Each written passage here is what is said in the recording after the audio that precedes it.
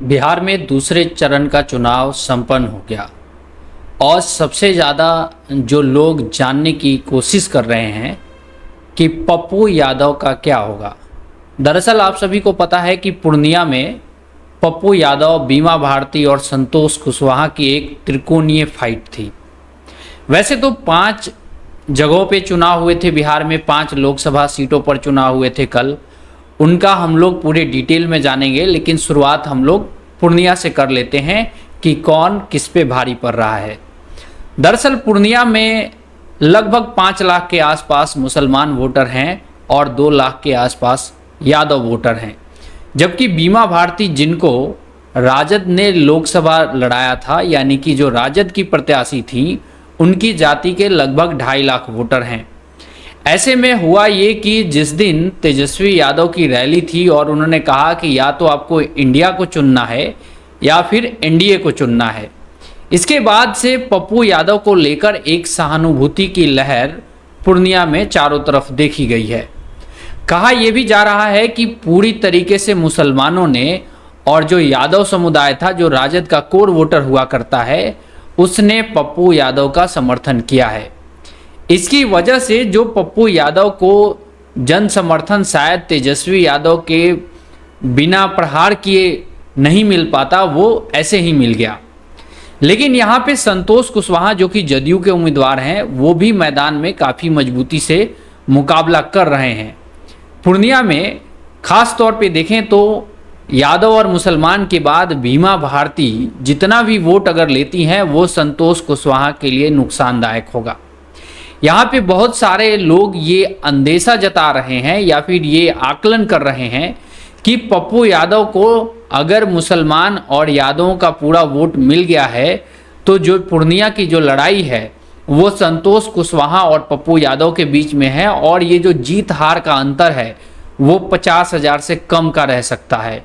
हो सकता है कि पप्पू यादव पूर्णिया में जीत जाएं, लेकिन जो जीत और हार का अंतर, जैसा कि मैं बता रहा हूँ, 50,000 से ज़्यादा का नहीं होने वाला है। दूसरी तरफ पूर्णिया से सटा हुआ सीट है कटिहार और किशनगंज। किशनगंज से हम लोग शुरू कर लेते हैं। किशनगंज में त्रिकोणीय मुकाबला है, क्योंकि किशनगंज एक मुस्लिम बहुल लोकसभा सीट है, जहां पे जदयू के उम्मीदवार थे, कांग्रेस के उम्मीदवार थे और AIMIM यानी कि ओवैसी की पार्टी के उम्मीदवार थे। वैसे तो कहा यह जाता है कि किशनगंज जो लोकसभा क्षेत्र है वो कांग्रेस के लिए काफ़ी सेफ मानी जाती है, लेकिन ओवैसी की एंट्री के बाद यहाँ पे भी कुछ ना कुछ हलचल देखने को मिली है।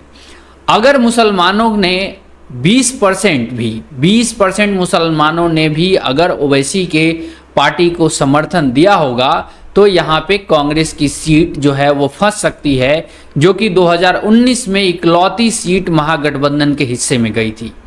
यानी यहाँ पे भी जो मुकाबला है, कांग्रेस आगे है, लेकिन कितने से आगे है कोई भी पंडित, जो चुनावी पंडित होते हैं, वो नहीं बता पा रहे हैं। इसके अलावा हम लोग देखेंगे कटिहार में दुलाल चंद गोस्वामी जदयू के उम्मीदवार थे, दूसरी तरफ तारिक अनवर कांग्रेस के सिंबल पे चुनाव लड़ रहे थे। कहा यह जा रहा है कि तारिक अनवर के पक्ष में काफ़ी अच्छा खासा मतदान हुआ है, और जो कटिहार की सीट है वहाँ पे भी काफ़ी क्लोज कॉन्टेस्ट है, एकदम काफ़ी करीबी फाइट है। इसके अलावा जो चुनाव हुआ है वो बांका लोकसभा सीट पे हुआ है, जहाँ पे 2 यादव प्रत्याशी थे और यहाँ पे जो जदयू के प्रत्याशी हैं उनके लिए बताया जा रहा है कि आसान सा चुनाव लग रहा है। हालांकि ये तो 4 जून को ही पता लगेगा कि वाकई में गिरधारी लाल यादव, जो कि बांका से जदयू के उम्मीदवार थे, कई जगह विरोध का भी सामना उनको करना पड़ा था, लेकिन अति पिछड़े और सवर्ण वोटर जो हैं उन्होंने एनडीए के पक्ष में 5 सीट पे मतदान किया है। इसके अलावा भागलपुर की सीट थी, जहां से अजीत शर्मा कांग्रेस के पूर्व प्रदेश अध्यक्ष चुनाव लड़ रहे थे। भागलपुर सीट पे भी कहा जा रहा है कि क्लोज फाइट है, लेकिन यहाँ पे भी एनडीए को एज दिखाया जा रहा है। यानी अगर हम सीटों के हिसाब से बंटवारा करें कि कौन सी पार्टी को कितनी सीट मिल सकती है या कौन सा गठबंधन कितनी सीटों पे आगे है, जो कल के 5 लोकसभा क्षेत्रों में चुनाव हुआ है उनमें, तो 2 सीटें महागठबंधन यानी कि तेजस्वी यादव के गठबंधन को मिलती हुई दिख रही है, जबकि 2 सीट एनडीए गठबंधन को मिलती हुई दिख रही है और पूर्णिया की सीट निर्दलीय पप्पू यादव की तरफ थोड़ी सी झुकी हुई दिख रही है।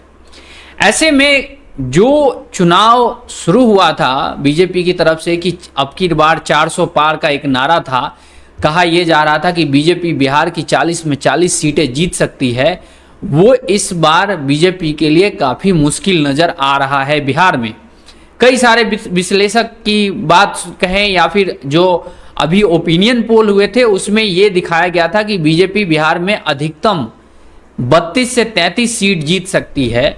और अगर यकीन मानिए कि अगर बीजेपी 32-33 सीट भी बिहार के अंदर जीत पाती है तो वो उसके लिए बड़ी उपलब्धि ही होगी। एनडीए गठबंधन के साथ मैं बात कर रहा हूं, क्योंकि जिस तरीके का चुनाव हुआ है उस तरीके के चुनाव पिछले 2 बार के चुनाव नहीं रहे हैं। खास तौर पे जब आप लोग देखिएगा कि वोटिंग परसेंटेज जो है वो बहुत बुरी तरीके से गिरा है। उन सीटों पे तो वोटिंग परसेंटेज अच्छी खासी नजर आई है जहां पे मुस्लिम बहुल इलाका है। खास तौर पे हम लोग देखें पूर्णिया, कटिहार, किशनगंज, यहाँ के वोटिंग परसेंट को जब आप लोग देखिएगा ये लगभग 60 के आसपास है, 60 के आसपास है। आप लोग इस वीडियो को लाइक और शेयर जरूर कीजिएगा, इससे मुझे मदद मिलती है ताकि मैं दूसरा और वीडियो आप लोगों तक लेके आ सकूं।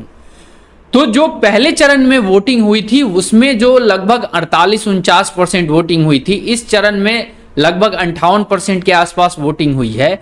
लेकिन यहां फिर भी देखने वाली बात यह है कि जो ये वोटिंग हुई है, ज्यादा वोटिंग उन्हीं इलाकों में हुई है जहां पे माइनॉरिटी यानी मुस्लिम समुदाय की आबादी अच्छी खासी है। जैसे किशनगंज की बात करें, मुस्लिम समुदाय की आबादी लगभग 55% के आसपास है, 60% के आसपास है। कटिहार में जहां पे तारिक अनवर चुनाव लड़ रहे थे वहां पे 38 से लेके 40% तक मुस्लिम आबादी है। पूर्णिया में जहां पे पप्पू यादव चुनाव लड़ रहे थे वहां पे मुस्लिमों की आबादी लगभग 25 से 27% के आसपास है। इस लिहाज से देखें तो कहीं ना कहीं जो बीजेपी का एक कैंपेन था, जो ऐसा लग रहा था कि शुरुआत में चुनाव शुरू होने से पहले कि बीजेपी पूरी तरीके से इस चुनाव को एक तरफा जीत लेगी, वो इस बार नजर नहीं आ रहा है। 2019 में और इस बार में फर्क ये है कि वोटर अपने घर से नहीं निकल रहे हैं। अब कारण चाहे जो भी रहा हो, कारण कुछ लोग बता रहे हैं कि बहुत ज़्यादा गर्मी है, लेकिन मैं ये नहीं मानता हूं कि बहुत ज़्यादा गर्मी है, क्योंकि पिछला चुनाव भी यही अप्रैल के महीने में चल रहा था।